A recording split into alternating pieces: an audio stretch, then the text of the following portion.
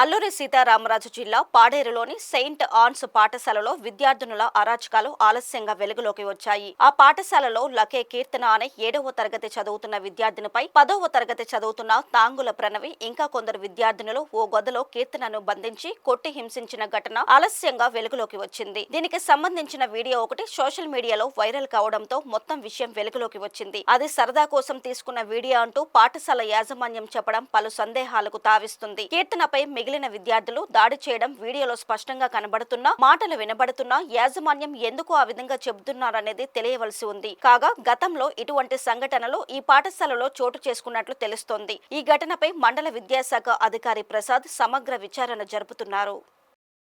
పిల్లలు కొట్టుకున్నట్టు వీడియోలు వైరల్ అవుతున్నాయి. దాని మీద మీ అభిప్రాయం ఏంటి మేడం? అంటే ఇక్కడ పిల్లలు కొట్టుకున్నట్టు మాకు కూడా తెలియదండి. ఇప్పుడు ఈవేళ మా ఫోన్కి వీడియో వచ్చినప్పుడు మేము కూడా చూసాం. చూడగానే మేమందరూ కూడా పరిగెత్తుకొని హాస్టల్కి వచ్చాం.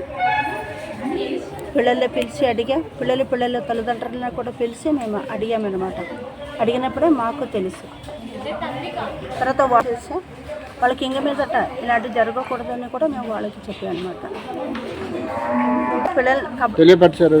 పరిచయాన్ని మాకు ఇప్పుడే తెలిసినా కూడా మేము వెంటనే పిల్లల తల్లిదండ్రులను కూడా పిలిచామండి. పిలిచి మేము తల్లిదండ్రులతో అన్ని విషయాలు చెప్పామన్నమాట. పిల్లలు కూడాను తల్లిదండ్రుల ముందు వాళ్ళు ఏం చేశారో అన్నీ చెప్పారనమాట. ఇప్పుడు చేసేదంతా కూడా 10th క్లాస్ పిల్లలేనండి. వాళ్ళకి ఎల్లుండి నుంచి పరీక్షలు. అందుకే ఇప్పుడు ఏం చెయ్యాలనేది మాకు కూడా తెలియడం లేదు. ఎందుకంటే వాళ్ళు ఇప్పుడు ఏదైనా చేసామంటే వాళ్ళు బాగా డిస్టర్బెన్స్ అయిపోయి పరీక్షలు కూడా సరిగా రాయారు. కాబట్టి మేమేమో తల్లిదండ్రులకు వార్నింగ్ ఇచ్చామన్నమాట. పిల్లలకి ఇలాంటి ఎప్పుడు కూడా బోర్డింగ్లో జరగకూడదని తాకీదు ఇవ్వడానికి మేము పేరెంట్స్కి చెప్పామన్నమాట. ఎప్పుడు కూడా జరగలేదండి. మా నోటీసులకి ఎప్పుడు కూడా రాలేదు. ఇదే ఫస్ట్ టైం జరగడము. అందువల్ల మేము కూడా చాలా బాధపడుతున్నాం. ఇది ఎలాగ జరిగింది, ఎందుకు జరిగిందని కూడా మాకు తెలియదు.